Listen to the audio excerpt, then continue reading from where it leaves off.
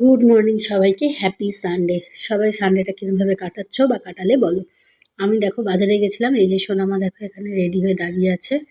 ও আমার সাথে বাজারে গেছিলো, বাজার থেকে ঘুরে ঘাড়ে টুকটাক কিছু জিনিসপত্র কিনেছিল, সেগুলো কিনে নিয়ে চলে এসেছি। আর তার মধ্যে যেটা কিনেছি আজকে সেটা হচ্ছে খুব সুন্দর দুটো ফুলের গাছ, সাদা গাঁদা ফুলের গাছ। আমি কখনো আগে সাদা গাঁদা ফুল দেখিনি। আর নিজের জন্য নিয়ে এসেছি হচ্ছে একটা বাপুজি কেক খাবো বলে। সোনামার জন্য একটা কেক কিনেছে। ওকে বললাম যেহেতু 9টা বাজতে যায় তুমি হালকা কিছু খাও, কারণ তো যা খায় তাতেই লেট। ওই যে দেখো, দেখাবে না, বার করবে না, লুকিয়ে রেখে দিয়েছে, দেখছো বদমাইশ কীরকম। যাই হোক, ও ওই কেকটা এনেছে, জানি না কতটা কি খাবে। তো খেয়ে দিয়ে তারপরে ব্রেকফাস্ট করিয়ে নিয়ে আমি গেলাম আমার কাজ করতে। আর ও দুষ্টু হয়ে যাচ্ছে দিন দিন। যাই হোক, তারপরে ও কেকটা খেয়ে ওকে দিয়ে দিলাম একটা বয়েলড এগ। আর বয়েলড এগটা খেতে খেতে ও ওখানে খেলছিল সারাক্ষণ, এই স্কুটারটার পেছনে এখন পড়েছে। দিয়েছিলাম একটুখানি বেদানা কেটে।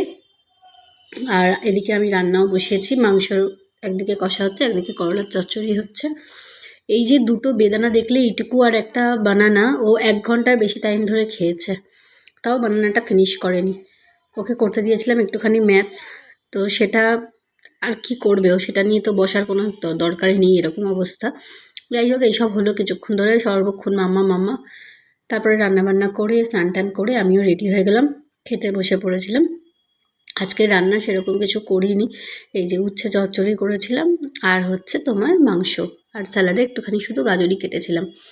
আর এইটা কালকের নবরত্ন পোলাও ছিল, আমি আর সোনামা একটুখানি খেলো, আমিই খেলাম, ওর বাবা ভাত আর মাংসই খেলো। জেনারেলি চাটনি টাটনি করবো বলে নিচে গেছিলাম জিনিসপত্র খুঁজতে কিনতে, কিন্তু পাইনি পছন্দ মতো কিছু। তো এই দিয়েই আজকে খাওয়া দাওয়া হয়েছে। সোনামা এত খেতে খেতে এটা ওটা বলে না, যে কি বলবো। আমি ওকে বললাম একটুখানি পোলাও খাও, বললো না বাবা না, তারপরে বললো আচ্ছা ঠিক আছে একটুখানি দাও। খেয়ে দিয়ে উঠে আধ ঘন্টা পর ও হচ্ছে লেবু খেতে খেতে এখানে ইনসাইড আউটের ব্লগটা দেখছিল। আমার মেয়ে হচ্ছে ইনসাইড আউটের রিহু আর কুলফির ফ্যান। ও ভীষণ ভালোবাসে রিহু কুলফির ঝগড়াঝাটি দেখতে, রিহু কুলফির খুনসুটি দেখতে। আমিও ওর সাথে সাথে দেখি। ও ম্যাক্সিমাম দিনই দুপুরবেলাটা এই সময়টা হয় স্টোরি শোনে, নাহলে এই ব্লগটা দেখে ওদের। তারপরে 1 ঘন্টা একটুখানি ঘুমালো 3টে থেকে 4টে অবধি। তারপরে তুলে এই দেখো নিয়ে গেছিলাম হচ্ছে একটুখানি স্টেডিয়ামে। আজকে রবিবার দিন, সেই জন্য তানিও বললো যে সামনের পার্কে নিয়ে যাবো ভেবেছিলাম, কিন্তু পার্কটা বন্ধ বলে সেই জন্য একটুখানি স্টেডিয়ামে নিয়ে গেছিলাম। দুটো বাচ্চাকে নিয়ে আমরা দুজনেও গেছিলাম। প্রচণ্ড ছোটাছুটি হলো দুজনের, হই হুল্লোড়, রান, গল্প এসব হলো, আড্ডা হলো। তবে হ্যাঁ, ঝগড়াটা হয়নি আজকে। দুজনেই প্রচণ্ড খেলেছে। আর এই সুযোগে আমি আর তানিয়া দুজনেই ব্যাগ আর মোবাইল রেখে দুটো রান রেস করে নিয়েছি। হ্যাঁ, মানে ভীষণ ভাল লেগেছে, অনেক দিন পর ভেজা মাটি পেয়েছি, ঘাসে পা দিয়ে ছুটতে হাঁটতে খুব ভাল লেগেছে।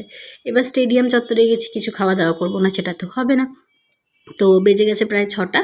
সেই সময় আমরা গেলাম প্রথমত অল্প অল্প ঠান্ডা একটু মোমো ট্রাই করতে। এখানে এই মোমো কারটা বেশ ভালো টেস্টি মোমো।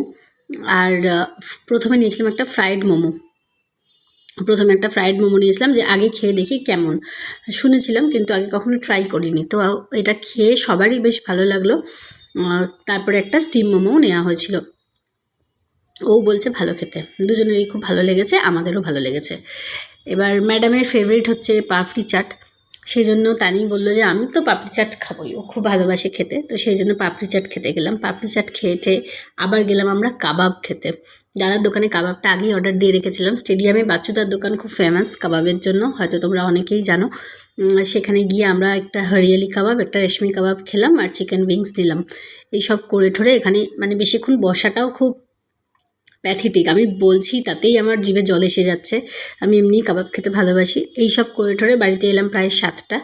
এসে সন্ধে টন্ধে নিয়ে মাস্ট যেটা নিডেড সেটা হচ্ছে 1 কাপ চা। আজকে আর দুধ চা খাইনি, একটু লিকার চাই করে খেলাম।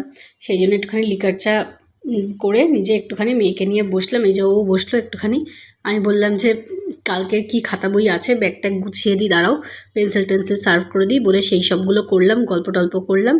আর রাতে আমার ডিনার করার মতো একটুও পেটে জায়গা ছিল না, তাই আমি খেলাম 1 টুকরো মিষ্টি, মানে একটা মিষ্টি আর কি। আর ও একটুখানি ভাত, জাস্ট একটুখানি ভাত আর 1 পিস চিকেন খেলো।